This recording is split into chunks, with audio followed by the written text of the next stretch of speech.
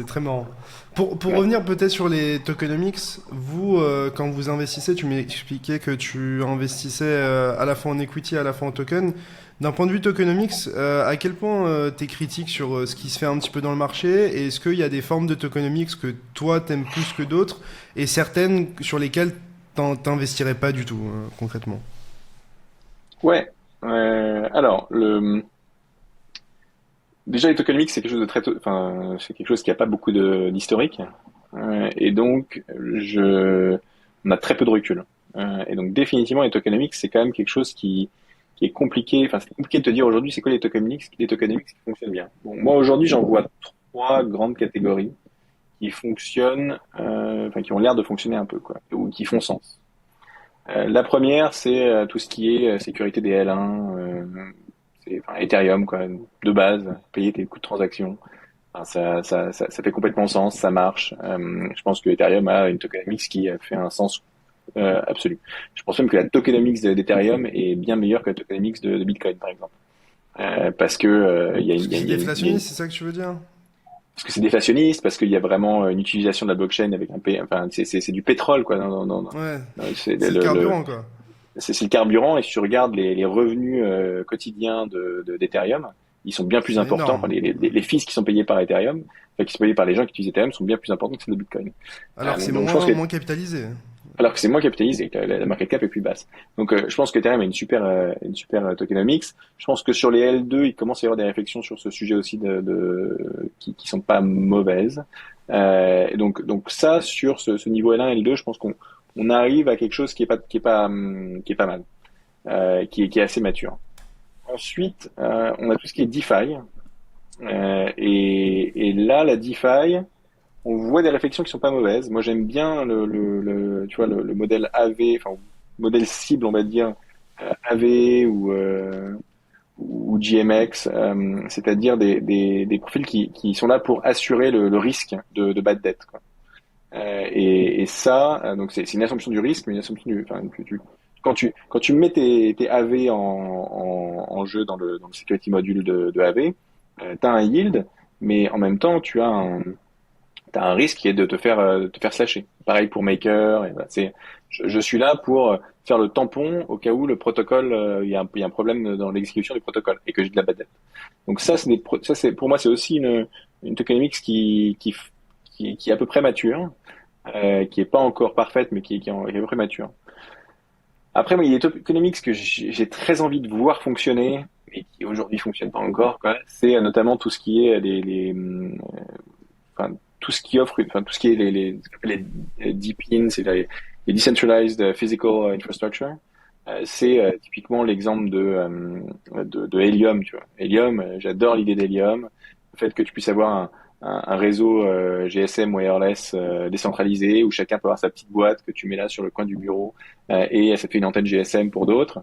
Et toi, tu as payé ta petite boîte, mais à chaque fois que quelqu'un l'utilise, tu es payé en token, tu vois, tu es J'avoue que payé par j'ai quelqu'un. beaucoup aimé ce projet. Je pense qu'il y a beaucoup de gens qui vont aussi Alors, je avoir un coup de l'adore, cœur sauf pour ça. que voilà, mais t'as la même chose aussi sur Filecoin, tu vois, sur le stockage de données décentralisées.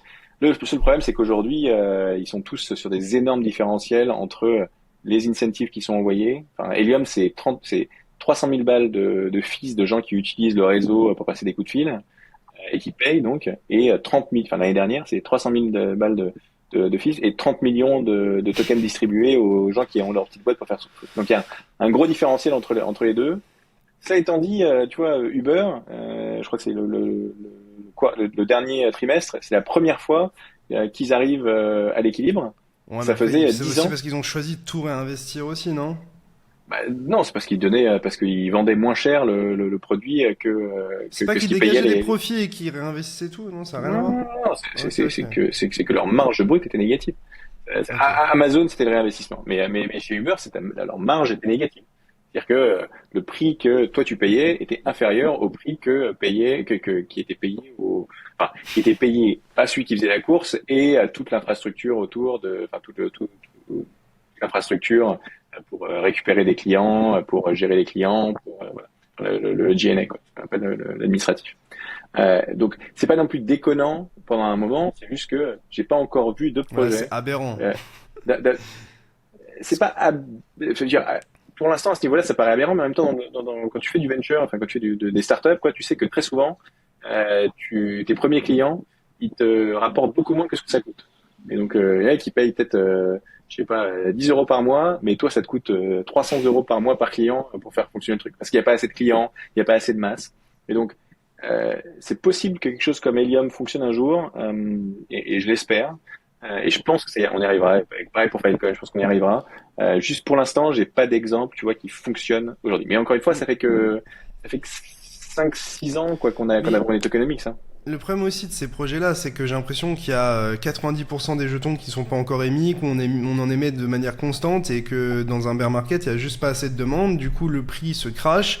Et le problème de ça, c'est que en vrai, en crypto, le prix, c'est le marketing d'un projet.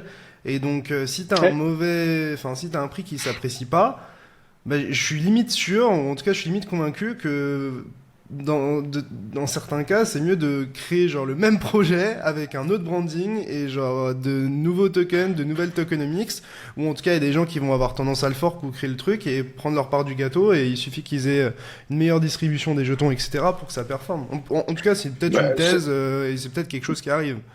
alors, là, on parle de deux choses qui sont pas exactement la même chose pour moi. C'est-à-dire que je te parle d'une tokenomics, il y a vraiment d'un modèle économique qui fonctionne. Ouais, bien sûr. Après, effectivement, le prix du token enfin, et ton token fait partie de ton marketing ou autre. Mais Helium, t'as pas quelqu'un qui va forquer Helium. Il y a une infrastructure physique derrière. Il y a juste des gens qui vont être dégoûtés de faire tourner leur petite boîte chez eux parce que ça leur apporte rien. Donc c'est plutôt et puis des investisseurs qui auront investi dans du token qui ne fait que baisser de valeur et il n'y a pas assez de liquidité parce qu'il n'y a pas assez de demande intrinsèque pour l'utilité du token quoi tu vois. Donc ça pour moi c'est autre chose. Après donc je t'ai donné ces trois catégories, c'est une qui fonctionne aujourd'hui que j'aime beaucoup, une autre que je trouve que j'aime beaucoup aussi. Enfin les trois que j'aime beaucoup les trois. La première elle fonctionne bien, Ethereum, les L1 ça fonctionne bien. La DeFi ça Ah, oui. fonctionne, enfin ça fait sens, ça marche, mais c'est pas encore parfait.